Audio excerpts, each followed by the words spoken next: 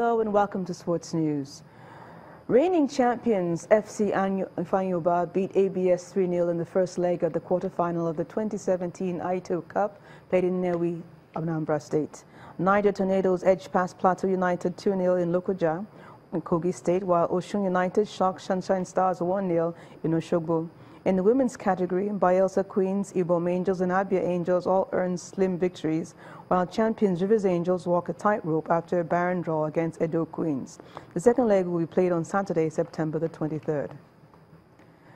And elsewhere, Mark Sampson has been sacked from his role as England women's manager after information was revealed about his conduct during his time at Bristol Academy. It comes after his side demolished Russia 6-0 in the 2019 FIFA World Cup qualifier on Tuesday. The 34-year-old took over in 2013 and led England through successive semi-finals and major tournaments. He was accused of discrimination by Chelsea forward Nigeria's Eniola Aluko, but has been cleared of wrongdoing by 2 investigations and vehemently denies the allegations.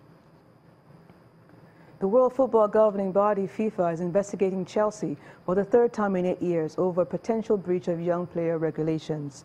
FIFA rules prohibit the international transfer of players under the age of 18 unless their parents have emigrated for reasons not connected to football, or both the player and the club are based within 50 kilometers of a national border.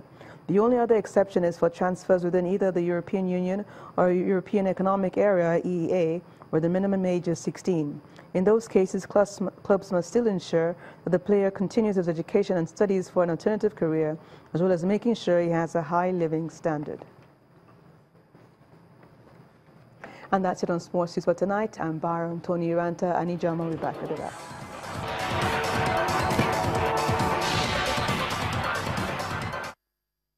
Thanks a lot, Barong. Rescuers at the scene of a collapsed school in Mexico are listening for sounds below the rubble as they continue rescue efforts following the 7.1 magnitude earthquake that struck the capital on Tuesday.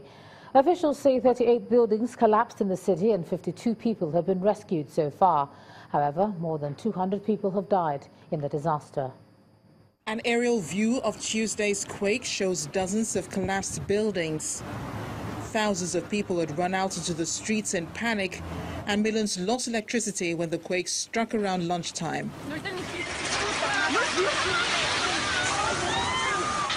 The death toll has been rising despite an emergency plan for the capital set to be in place. More than 500 members of the Army and Navy, along with 200 police officers and volunteers, have been working to bring as many people out from under rubbles of buildings. Interestingly, moments before the deadly quake hit the capital, tens of thousands of Mexicans evacuated buildings as part of a drill on the anniversary of the 1985 quake, which killed 10,000 people. The drill is an annual event to ensure residents are ready should the next big quake hit. Amongst prayers and messages from around the world are those from Pope Francis in his weekly address.